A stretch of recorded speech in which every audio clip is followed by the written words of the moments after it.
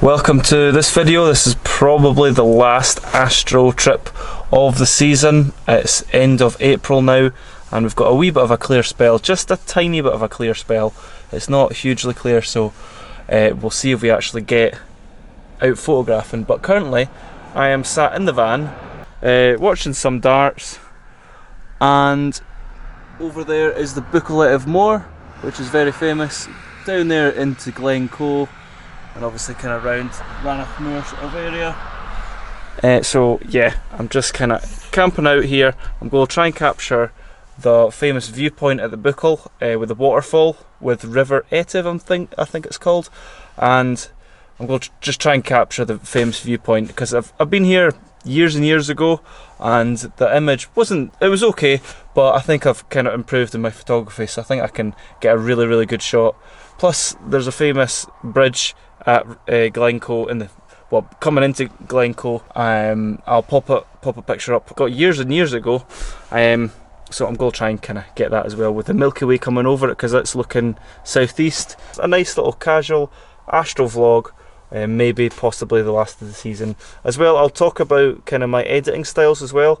I've been chatting to someone online about why I don't like stack my images, and I'll explain it later because it's just personal preference. But I'll explain that later when hopefully we're under the dark skies of Scotland, and yeah, let's try and get some stars before the astro season is over.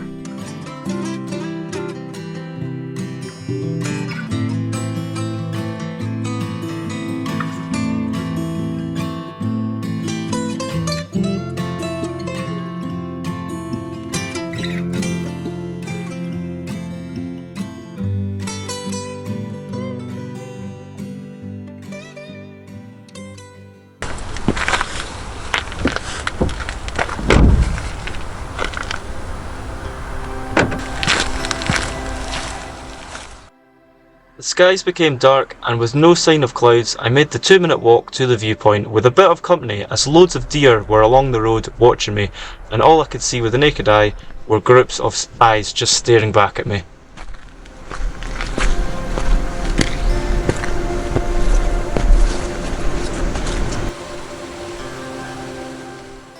Luckily I had the area to myself, as normally this is quite a busy spot for photography.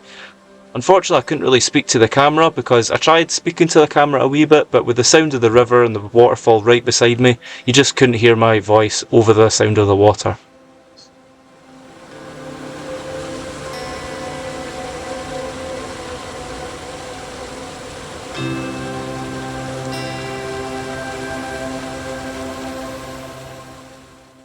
So I cracked on with the image, and there was only really one image to be had at this location. You pop your camera in a portrait position and then you capture the waterfall, the moorland and Buccleuch of Moor in the background with the night sky. So I did a normal exposure that I normally do with any other picture, 90 seconds foreground, 90 seconds sky, and here's the final image.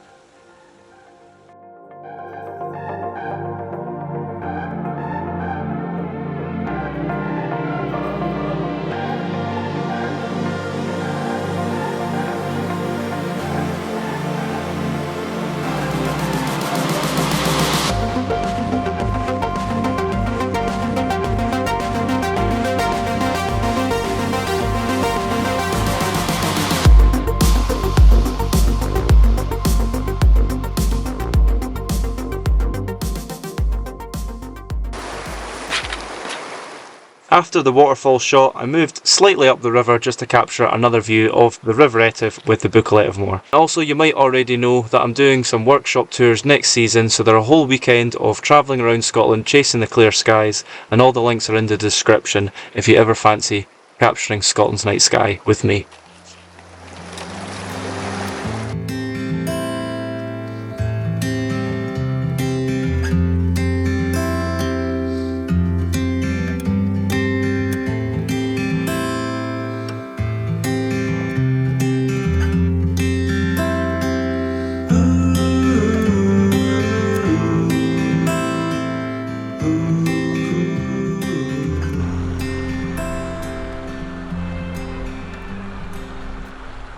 So we're kind of at about 2 o'clock now in the morning. The Milky Way is starting to come up really nicely above the Gleno Bridge, and yeah, the waterfall over that other side was just so loud I couldn't really speak. You just couldn't hear my voice at all, just with the sound of the water. But anyway, here we are, 2 o'clock in the morning now. The Milky Way core is rising over the bridge, and I've set up the Ioptron all perfectly, and we're kind of just waiting. It's getting a wee bit dewy, which is pretty famous in this sort of location. It does get quite dewy quite quickly, so I'm going to try and get this shot really quickly before it kind of fogs up, because I bet you about 4 or 5 o'clock in the morning, when the temperature kind of switches a wee bit, this place is just going to be all under kind of mist and fog. And then, because normally if you go up the hills here, you get inversions pretty much not all the time, but like, you know, very regularly.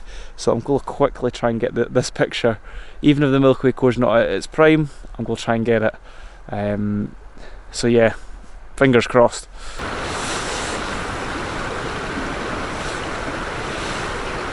So typical, you know, the one problem I would say about this area, Ranachmore Glencoe area, because it's so vast and so dark, and you know, you can see for miles, when there's a lorry about 5 miles away, you know, the other end of the moor, you do have to wait, you know, maybe, you know, nearly 5 minutes for like the cars and vehicles to pass over, because obviously they've got like their full beams on, so they kind of like lighten up the moors and the hills. So for astrophotography, it's quite a pain.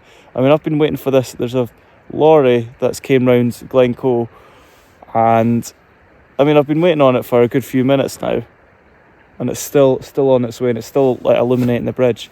So it just takes ages for, you know, car headlights to get out of the way, which is a bit annoying, but you know, fair enough. I'm in a car as well, so I'm probably getting in the way of other people's pictures. I've not seen another astrophotographer here, which is nice. It is the Easter holiday, but yeah, I'll just wait another few minutes until this lorry's kind of passed, and I'm just going to keep shooting exposures of this Milky Way.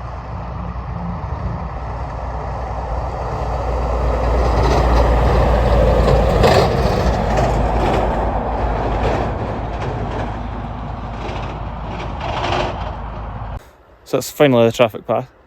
So yeah, stacking wise, I know people like when I do my photography talks, a lot of people ask me about, you know, stacking, how many images do I stack, and I don't normally stack. I just kind of do a single exposure for foreground, single exposure from the sky, and merge it. But I know it's a very common thing to do, to stack your images for astrophotography, because it like reduces the noise. So the reason I don't really stack them is because, I don't know, everyone's personally different with their images. I prefer kind of the subtle look of my images. I know, you know, if you stack your images really well, you get, you know, really cool, vibrant dust and gas lanes in the Milky Way, and you know, like really harsh detail. And it's just not my sort of thing, which is, you know, not knocking anyone that does it. It's absolutely fair. But I just kind of like doing like my sort of kind of subtle image of the night sky, so it's not too kind of in your face detail of the Milky Way core and gas and dust lanes. I kind of just like, you know, a wee bit of the arc, just kind of what you see with the naked eye. Obviously, the more you edit the pictures, the more kind of stupid it can kind of get, and it looks a wee bit too edited, because you're never obviously going to see all this detail and colours with your naked eye. So yeah, I just kind of like the look of the night sky with a single image, rather than loads of images stacked together creating so much detail. I kind of just like the subtle, soft, calm look of the night sky. That's just my personal thing. So yeah, that's why I don't really stack my images, because I just like the style of not stacking. And here's my final image of the Glencoe Bridge with the Milky Way core stretching over it. I did capture it in a landscape and a portrait view. Let me know what you think about stacking and how you process your images. Thanks for watching. Cheers.